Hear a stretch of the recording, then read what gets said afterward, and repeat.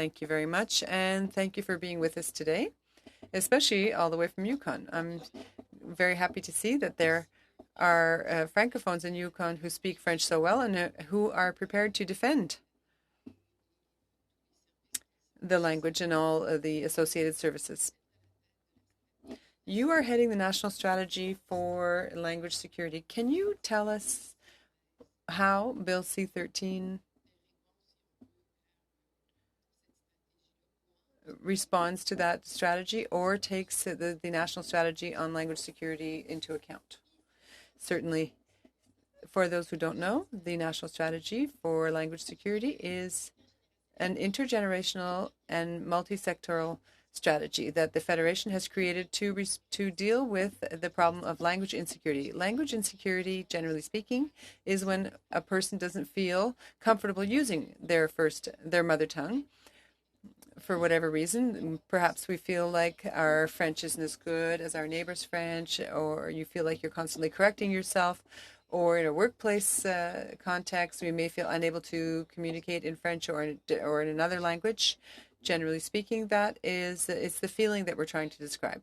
So Bill C-13 would have an effect on young people's language security, especially in the area of education, but also in the cultural area. A bill that promotes strong and united Francophone community will encourage young people to use the language and change the way they see the language. Here, for example, I am a young person who speaks French at home. I study in French at school, but I don't necessarily have other opportunities to live in French elsewhere than at school. Although my attachment at home, my attachment to the language is very strong, but I don't always present myself in that language.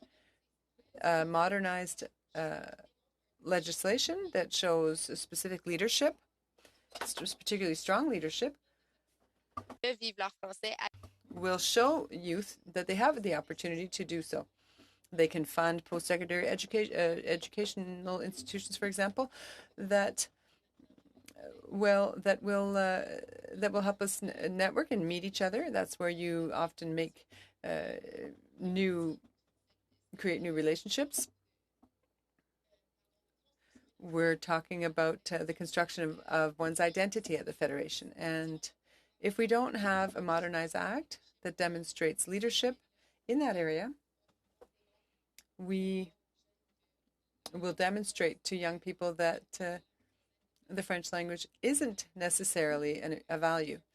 So that is the lens through which the national strategy for language security and the modernization of Bill C-13 is viewed. Do I still have time for another question? Yes, go ahead. Earlier you talked about accountability and the funding that was intended for Francophone projects, but you weren't certain that those funds always went to the intended places. So could you tell us a bit more about how you view accountability between the federal government and the provincial government? Certainly. How do I see accountability? I see it as a receipt to explain what we did, what was done.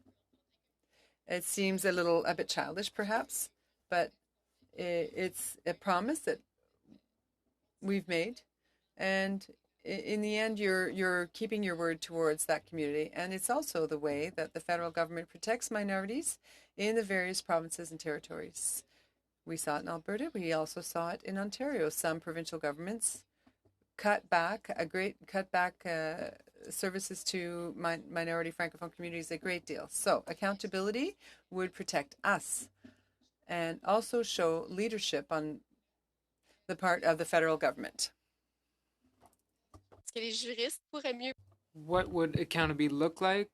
I think perhaps legal experts would be in a better position to answer that question, but it is something that would be important for youth especially.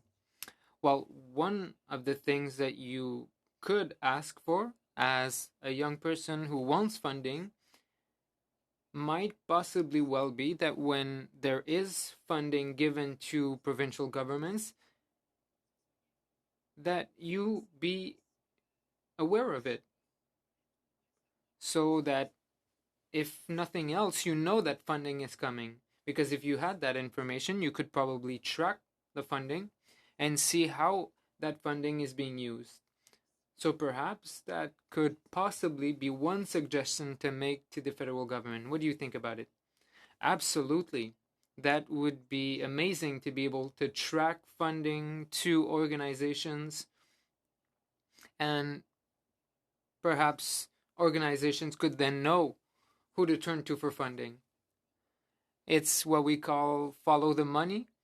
When you follow the money, you usually know if it's being well spent. And those are the questions that we usually have to ask, especially when it's funding for Francophone communities. Thank you